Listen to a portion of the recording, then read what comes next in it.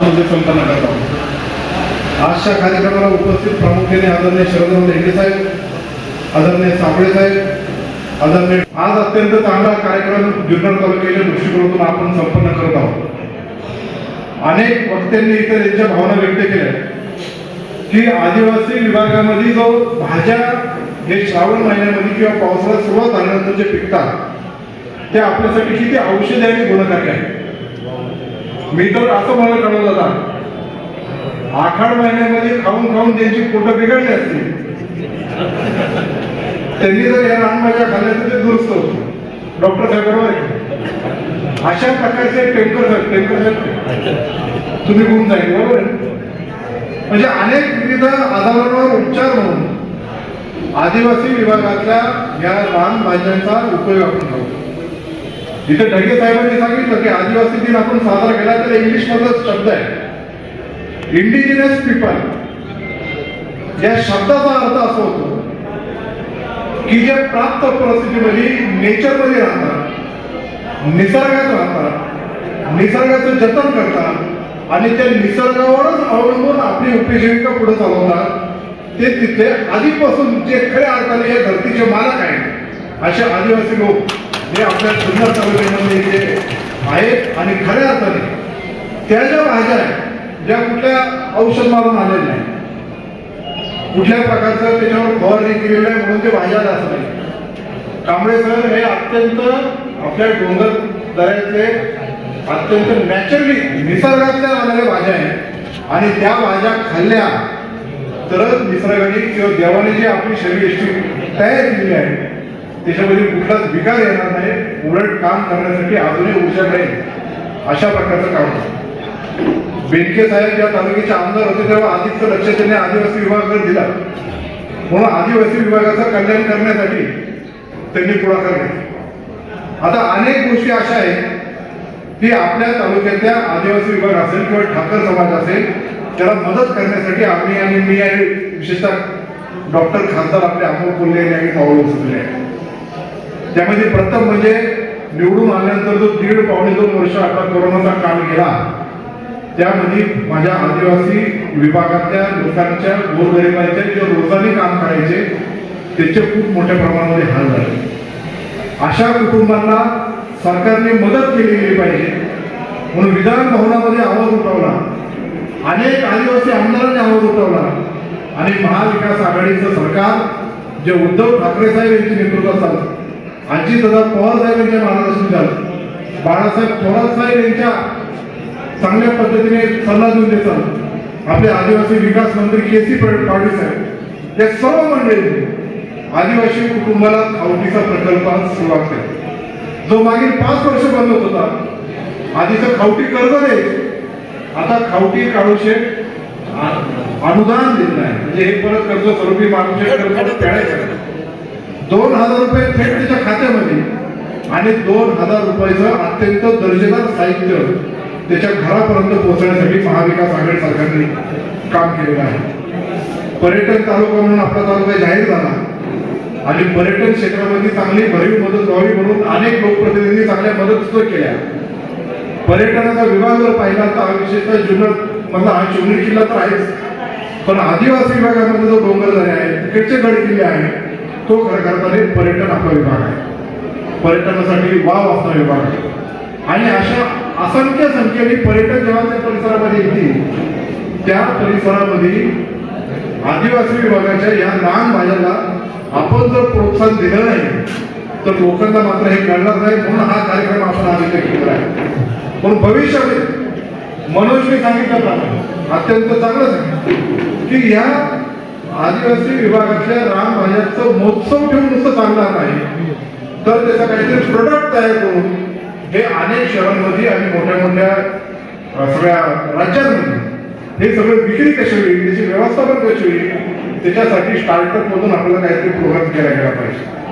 म्हणून नाशिकमध्ये कुठल्या मॅडम ते काम करतायत अशा प्रकारचं काम आपण या श्रावण महिन्याच्या या आदिवासी विभागातल्या रानमध्ये सुद्धा केलं तर निश्चित प्रकारे आपल्या परिसरामध्ये पर्यटन जो वाढीस येत आहे त्यासाठी त्याच्या जोड म्हणून हे निश्चित प्रकारे आपण त्या हातभार लागेल। दरवर्षी आपण द्राक्ष महोत्सव करतोय, यंदाच्या वेळी द्राक्ष महोत्सव अत्यंत चांगल्या पद्धतीने साजरा झाला. हे 3रं वर्ष करमरकर मॅडमने अत्यंत चांगला पुढाकार घेतला आणि महाराष्ट्र शासनाच्या पर्यटन विभागातून तिथले गोळेगावली परिसरातील शेतकरी जितू बिडवे आणि त्यांनी सगळे एकत्र घेऊन चांगलं झाले.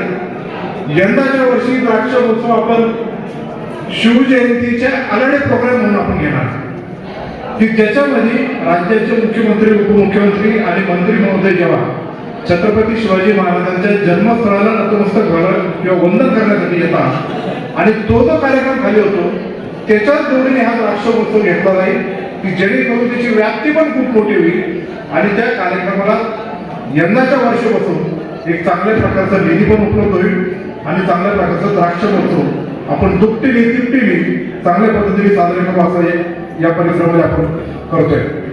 त्याचबरोबर आपल्या जुन्नर आंबेगाव परिसरामध्ये जो आंबा आहे त्या आंब्याची, त्या हापूस आंब्याची खासियत जुन्नर हापूस म्हणून मुंबईच्या मार्केटमध्ये किंवा परदेशातून खूप मोठ्या प्रमाणामध्ये फेमस आहे. अनेक लोकांचं म्हणणं होतं की त्याला जर नामांकन केलं, GI नामांकन, त्याला ब्रँडिंग केलं तर निश्चित प्रकारे त्याला चांगल्या प्रकारचं खप चांगला होईल, त्याला भाव चांगला मिळेल आणि आपल्याला ते वेगळी आयडेंटिटी निर्माण होईल. जसं देवगडचा हापूस आहे, तो रत्नागिरीचा हापूस आहे, तसा आपला इथला हापूस पण तो गोडेला इतका चांगला आहे आणि डिलेड हार्वेस्टिंग. जेव्हा संपूर्ण महाराष्ट्रातल्या कोकण पट्टीतला आंबा संपतो तेव्हा आपला फिरोजबाई जुन्नर मधला आंबा हा मुंबई मार्केटमध्ये त्याची अत्यंत चांगला बोलवाला असतो.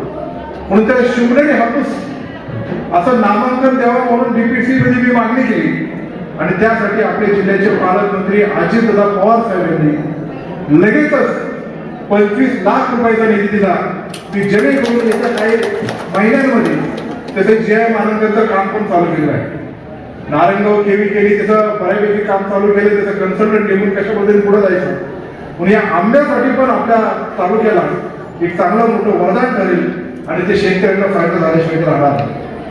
त्याचबरोबर लुपिन फाउंडेशनच्या माध्यमातून आदिवासी विभागामध्ये मधमाशीचं पालन आणि मधमाशीचं पालन झाल्यानंतर त्याच्यातून निसर्गाला होणारे फायदे आणि त्याच्यातून रोजगार जो तिथल्या माणसाला निर्माण होणार आहे, त्याच्यातून जी मधाची निर्मिती होणार आहे त्याच्यासाठी प्रोसेसिंग प्लांट लुपिन फाउंडेशनच्या माध्यमातून आदिवासी अनेक कुटुंबाला अर्थसहाय्य म्हणून त्यांनी जरवंडी आणि फांगडी परिसरामध्ये निर्माण केलं. या सगळ्या कुटुंबाला मधमाशीचं जर पालन करायचं असेल तर एक विशिष्ट पेटे असतात. ती एक पेटेची किंमत 5,000 रुपये आणि आम्हाला 200 कुटुंबाला अशा पेट्या पाहिजेत. मी जेव्हा तिथे गेलो तेव्हा त्यांनी मागणी केली, ती मागणी लगेच DPC केली आणि तब्बल 200 नाही 500 पेट्या आपले जिल्ह्याचे पालकमंत्री अजितदादा पवार साहेब यांनी मंजूर केल्या आणि येत्या 1 महिन्याभरात ते पेट्या आल्यानंतर या आदिवासी विभागातले हे जे नवीन तरुण आहेत त्यांच्या भविष्याच्या साधनासाठी हे आपल्याला निश्चित प्रकारे चांगल्या प्रकारचा उपयुक्त ठरेल. काळूदादा इथं आले, ते बोलले की जिरडा हा चांगला औषधी गुण असणारा आपला हा फळ हा आपल्यासाठी तिचा प्रक्रिया प्रकल्प जर उभा केला तर निश्चित प्रकारे त्याला चांगला फायदा होईल. 2013 साली वल्लभशेठ बेळके साहेब जेव्हा आमदार होते तेव्हा पहिल्यांदा 1.25 कोटी रुपयाचं शासनाने निधी दिला. त्याचबरोबर 2,30,00,000 नाबार्डच्या माध्यमातून कर्ज देण्यासाठी नाबार्डने 2,30,00,000 काहीतरी 1,70,00,000 त्यांना कर्ज दिलं. नंतरून तो प्रकल्पासाठी जे जे थोडेफार पैसे आले सभासदांच्या भाग भांडवलातून जे 56 लाख रुपये झाले त्यातून तो कारखाना जवळपास 90% पूर्ण झाला. आता भविष्यात तो कारखाना जर चालू करायचा असेल त्यासाठी काय काय लागेल त्यासाठी माझी खासदार साहेब यांनी नाशिकला मीटिंग घेतली आणि त्या मीटिंगमधून तो मार्ग काढण्यासाठी KC पाटील साहेब आणि त्यांनी सगळ्यांनी एकत्रितपणे प्रयत्न केला. त्याचा पुढचा पाऊल म्हणून ही सगळी मंडळी आली. आढळरावांनी पण मला सांगितलं की आपण यापुढे येण्यासाठी तू पुढाकार घेतला गेला पाहिजे. त्यांनी जे ज्या गोष्टी सांगितल्या त्या पत्र मी त्यांच्यापर्यंत पोहोचले. त्यांनी जे जे सांगितले ते पत्र पण मी आदिवासी विकास मंत्र्यांपर्यंत पोहोचले याची साक्षीदार काढून तुम्ही आहे.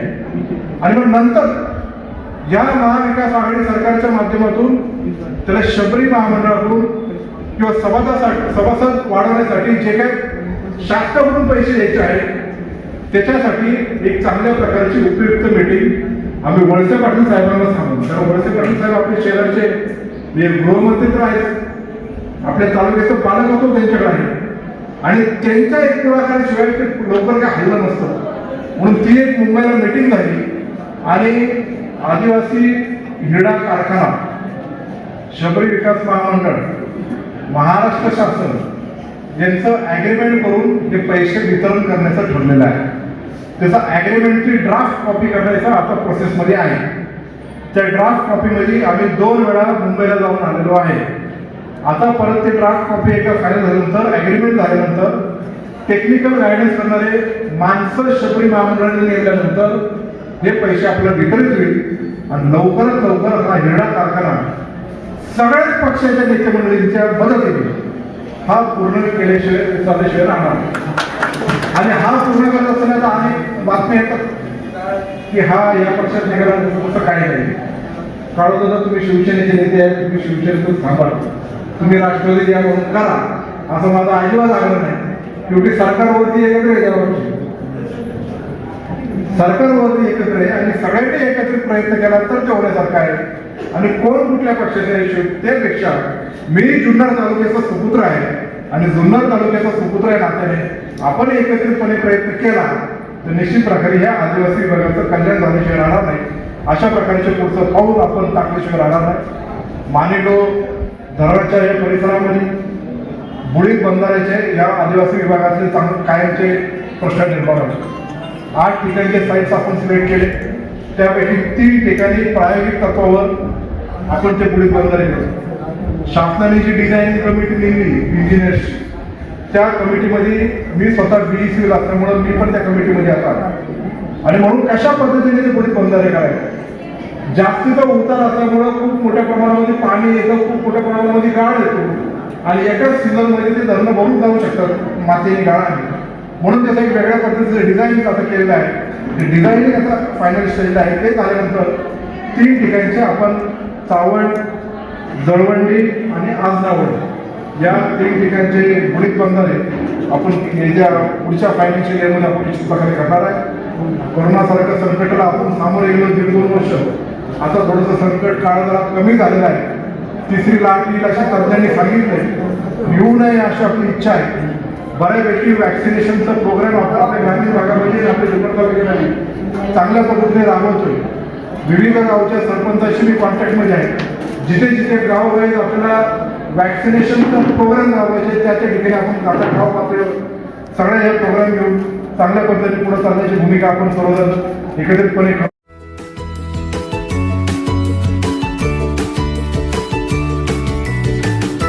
बातम्या शेतीच्या, बातम्या मातीच्या,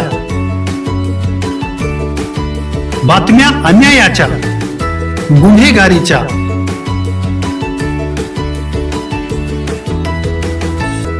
राजकारणाच्या आणि समाजकारणाच्या, शोषणाविरुद्ध बुलंद आवाज, जनसामान्यांच्या हुंकाराची गाज, सत्कार्याला प्रोत्साहन, दुष्कृत्याला अनुशासन,